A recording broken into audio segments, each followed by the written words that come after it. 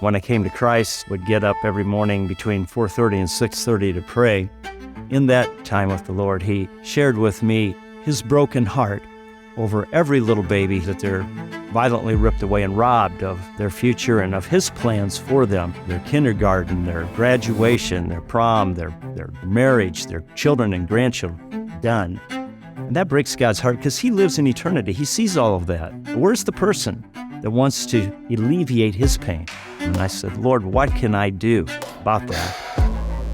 So early on, I would go down to the local abortion clinic, encountering people that are going in, they're trying to persuade them not to do that. Here comes this couple, and as they were approaching, I could see that these are different. They don't look like the same distressed people that are coming in. They're going into the abortion clinic, but they agreed with us entirely. Turns out, this is the pastor's daughter and her boyfriend from their church.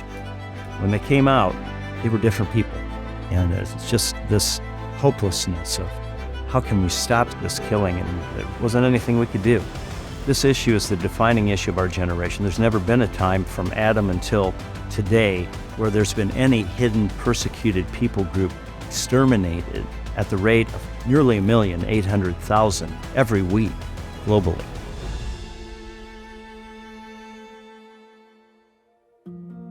And so at that time, I was supporting a number of different pregnancy clinics, and the local center missing their executive director. So there was a letter that came for the executive director's position.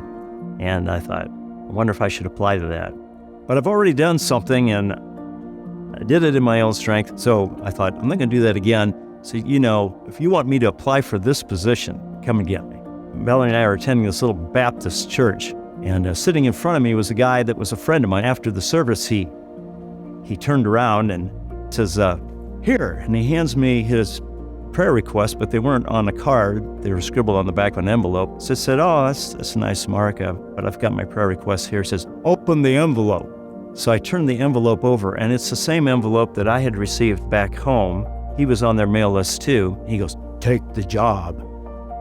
We took the job at this pregnancy clinic, and frankly, they were flat broke. I said, God, what have you done to me? These guys are in trouble, and I'm in bigger trouble because they hired me, and I have absolutely no idea what to do. But I do know this. If I honor Jesus Christ, he'll honor what we do. The very first thing we did, we got 210 volunteer prayer warriors to pray for the ministry. Our goal was, in everything we did, to honor Jesus Christ, to make him practically, and not just rhetorically, the chief executive officer of that pregnancy clinic. So we made the gospel the centerpiece of that ministry. And because we did that, what we began to see was supernatural results. Funding went up, volunteers went up. We started expanding. We went from a 2-center operation to 14 centers, 14,000 pregnancy tests a year, thousands of people coming to Christ every year. If this works in Indiana, I wonder if it would work anywhere else. The board wasn't particularly interested in that vision, and so that caused a parting of ways for us. So we decided that what we would do is we would go and we would serve these pregnancy clinics. Don't ask anything for it, and believe that the Lord would supply our needs. We didn't have an office, we didn't have any equipment, we didn't have any funding, no guarantees, except one that says, I will be with you. I will never fail you, nor forsake you. And so we took the step, moved forward with Mission PreBorn at that time in 2006. That was the genesis of it. It was a wonderful time of seeing the provision of God as an affirmation that we were doing the right thing.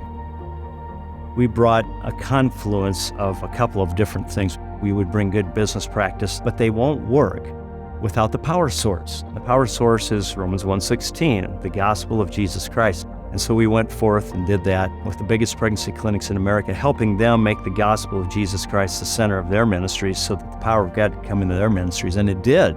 PreBorn started gaining momentum. We had a guy that came up to us and he said, if any of the pregnancy centers need ultrasound equipment, I'd like to give them. And so we would just give these brand new ultrasound machines away. That, again, was putting a principle into place that is in the Word of God. Give and it'll be given to you. What we found out was that then we could ask people across the nation for ultrasound equipment, and they would be glad to supply it. And so PreBorn supplies dozens and dozens of ultrasound machines every year for free to pregnancy clinics.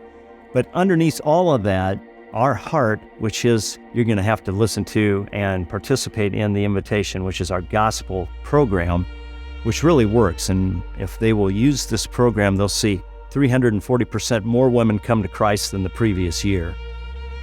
So we have been unwavering as best as our humanity can in trying to apply the Word of God and the principles of God and to honor God. It's a promise that if you will honor Him, He will honor you. The greatest honor we have is to do more for Jesus Christ in our lives, to further the gospel more in our lives. And so PreBorn's at the place now, from humble beginnings, where Valerie K. Steiner took a leap of faith and said, yeah, I think